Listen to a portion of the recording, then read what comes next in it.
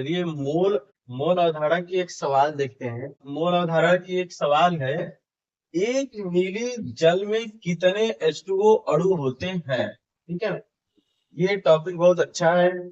इसमें ऐसे सवाल एग्जाम में पूछे जाते हैं, खासकर 11th के। ठीक है, तो ये सवाल बहुत अच्छा है, इसको करिए। 1 मिलीलीटर जल में कितने अणु होते हैं, कितने अणु होते हैं। तो यहाँ पे 1 मिलीलीटर है। ठीक है, तो 1 मिलीलीटर बराबर 1 ml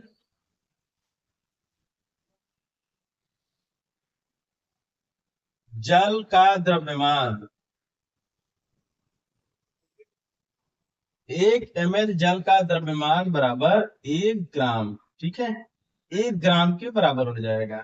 क्यों? क्योंकि जो जल का घनत्व होता है वह क्या है, यहाँ पे लिख सकते हैं 1 ग्राम प्रति सेमी क्यूब।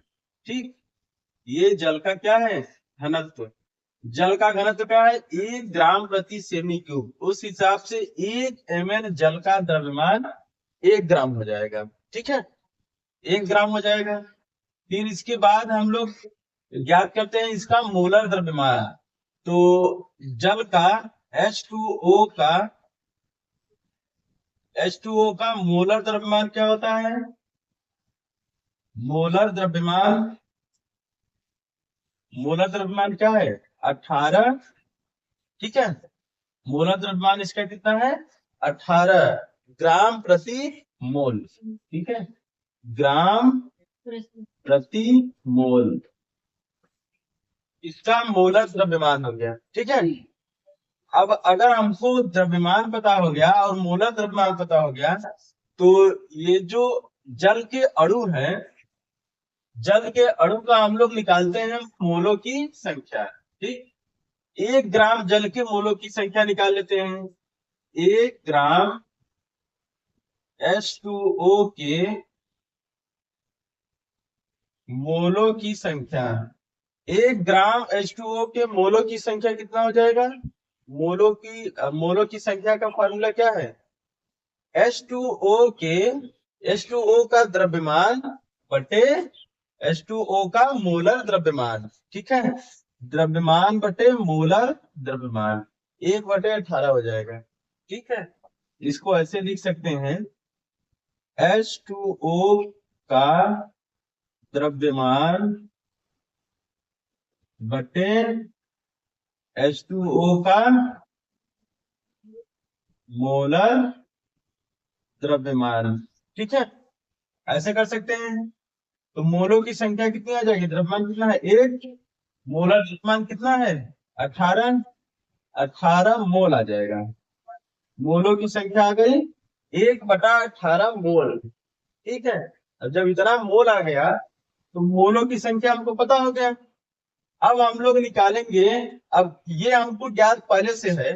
ठीक है, हम जानते हैं, क्या जानते हैं, अब हमें ज्ञात है कि एक मोल H2O में H2O के अणु की संख्या, अणु की संख्या, अणुओं की संख्या, एक मोल H2O में, एक मोल H2O में H2O के अणुओं की संख्या कितनी है, ये हमको पता है। ठीक है, कितनी होती है, 1.0221 गुणे 10 के घाते 23 अणु। 23 कितने हो गए, क्या हो गया, 23 अणु, जल के अणु, H2O का अणु। ठीक है, इतना अणु हमको ज्ञात है पहले से। तो इतना मोल हम लोग निकाले हैं, 1 मोल में उतने अणु हो गए। तो 1/18 मोल में कितने अणु होंगे, 1/18 मोल H2O में H2O के अणुओं की संख्या, अणुओं की संख्या बताइए क्या हो जाएगा, क्या हो जाएगा, ये इससे भाग दे देंगे, ठीक है, अर्थात गुणा कर देंगे, इसमें इसके गुणा कर देंगे ये सब। तो इस 1 मोल H2O में H2O के अणुओं की संख्या इतना है, ठीक है। तो 1/18 मोल में H2O में 1/18 मोल H2O में H2O के अणुओं की संख्या गुणा कर देंगे इसमें, ठीक है। गुणे 10⁻23 गुणे 1/18, ऐसे गुणा कर दिए, ठीक है। अब गुणा कर देंगे तो ये फिलहाल ऐसे हो जाएगा। अब इसको भाग दे देते हैं, ठीक है, ऐसे इसको इसमें भाग दे देंगे, आएगा 3.346 गुणे 10⁻22 अणु, ठीक है, यही हमें ज्ञात हो गया, ठीक है समझ में। 1 लीटर जल में कितने अणु होते हैं, इतने अणु होते हैं, 3.346 गुणे 10⁻23 अणु, ठीक है।